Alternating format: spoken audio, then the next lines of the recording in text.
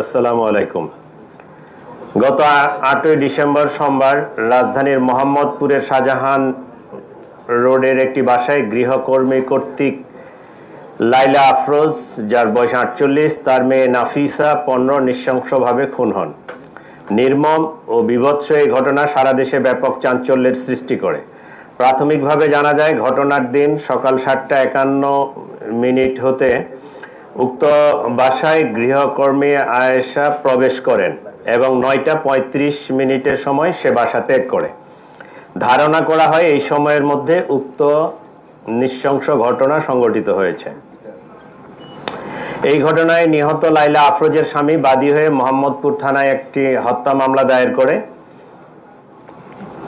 ঘটনার পরপরই মোহাম্মদপুর থানা পুলিশ ও ডিএমপির ঊর্ধ্বতন কর্মকর্তাগণ ঘটনাস্থল পরিদর্শন সহ ঘটনার প্রকৃত রহস্য উদ্ঘাটন, ঘটনার সাথে জড়িত প্রধান সন্দেহভাজন গৃহকর্মী আয়েশার বিস্তারিত তথ্য সংগ্রহ করার কাজ শুরু করেন। তদন্তে জানা যায়, সন্দেহভাজন গৃহকর্মী আয়েশা ঘটনার 3 দিন পূর্বে উক্ত বাসায় গৃহকর্মীর কাজ নেয়। কাজে যোগ দেওয়ার পূর্বে তার নাম, ঠিকানা, যোগাযোগের কোনো ফোন নাম্বার উক্ত বাসায় কারো কাছে ছিল না। সন্দেহভাজন আয়েশাকে শনাক্ত করার জন্য পুলিশ উক্ত ভবনের আশেপাশের সিসিটিভি ফুটেজ সংগ্রহ বিশ্লেষণ করে, কিন্তু কাজে আসা যাওয়ার সময় সে মুখ ঢেকে রাখত এবং তার চেহারা শনাক্ত করা সম্ভব ছিল না। এমনকি তার বাসার ঠিকানাও কেউ জানত না।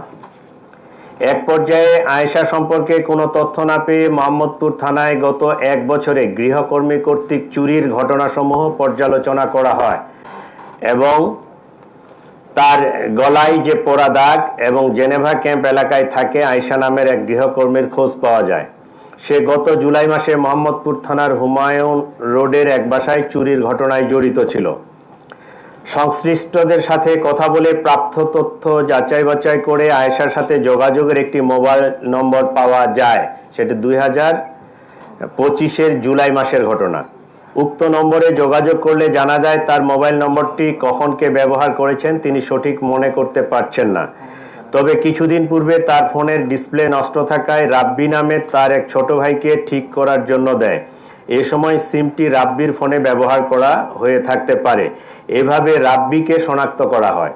তিনি জানান, রাব্বির স্ত্রীর নাম আয়েশা, সে মানুষের বাসায় গৃহকর্মীর কাজ করে। আরও জানা যায়, তারা জেনেভা ক্যাম্পে ভাড়া বাসায় থাকে। এভাবে ঘটনার 24 ঘন্টার মধ্যে হত্যাকারী আয়েশার পরিচয় নিশ্চিত হওয়া যায়।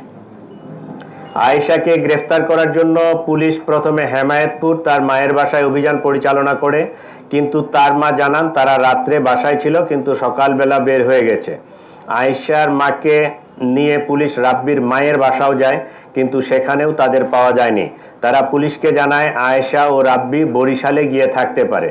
এক পর্যায়ে তাদের নিকট প্রাপ্ত তথ্য প্রযুক্তির সহায়তায় পটুয়াখালীর দুমকি থানাধীন প্রত্যন্ত নলুয়া এলাকায় অভিযান পরিচালনা করে পুলিশ, কিন্তু সেখানেও তাদের পাওয়া যায়নি। পরবর্তীতে এডিসি মোহাম্মদপুরের নেতৃত্বে থাকা পুলিশের আভিযানিক টিম ঝালকাঠি জেলার নলছিটি থানার চরকারা গ্রামে আয়েশার স্বামী রাব্বির দাদার বাড়িতে বুধবার গতকালকে 10 ডিসেম্বর অভিযান পরিচালনা করে এবং বেলা আনুমানিক 12:30 সময় আয়েশা ও তার স্বামী রাব্বিকে গ্রেপ্তার করতে সক্ষম হন। এ সময় তাদের কক্ষ তল্লাশি করে গৃহকর্মী আয়েশা কর্তৃক চোরাইকৃত একটি ল্যাপটপ উদ্ধার করা হয়। প্রাথমিক জিজ্ঞাসাবাদে আয়েশা ঘটনার সাথে জড়িত থাকার বিষয়টি স্বীকার করেছে। একইভাবে জানা যায়, গৃহকর্মে নিয়োজিত থেকে চুরি করার অভ্যাস পূর্ব থেকেই তার ছিল। চাঞ্চল্যকর এই জোড়া খুনের কারণ অনুসন্ধানে আয়েশা বলে, কাজে আসার দ্বিতীয় দিনে সে বাসা থেকে 2000 টাকা চুরি করে। এ নিয়ে গৃহকর্ত্রী আয়েশাকে প্রশ্ন করলে তার সাথে গৃহকর্ত্রীর বাক বিতণ্ডা হয়। লাইলা আফরোজ আয়েশাকে পুলিশে দেওয়ার ভয় দেখান। চতুর্থ দিন কাজে আসার সময় আয়েশা বাসা থেকে একটি সুইচ গিয়ার চাকু নিয়ে আসে। ঘটনার দিন টাকা চুরি নিয়ে তাদের মধ্যে আবারও কথা কাটাকাটি হয় এবং ধস্তাধস্তির এক পর্যায়ে আয়েশা গৃহকর্ত্রী লাইলা আফরোজকে সুইচ গিয়ার দিয়ে এলোপাতাড়ি ছুরিকাঘাত করে।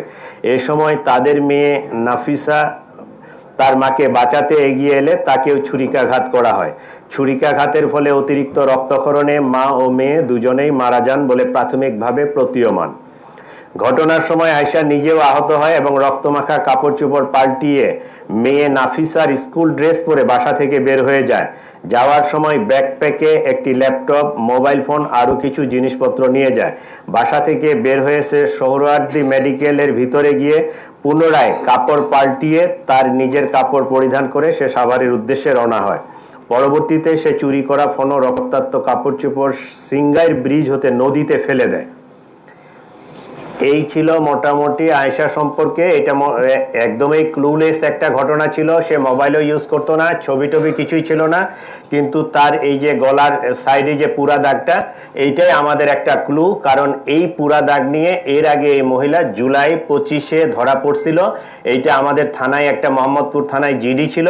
সেই জিডির ক্লু ধরে আমরা এই পুরা হত্যাকাণ্ডের রহস্যটা উদ্ঘাটন করতে সক্ষম হয়েছি এবং তাদেরকে গ্রেপ্তার করতে সক্ষম হয়েছি।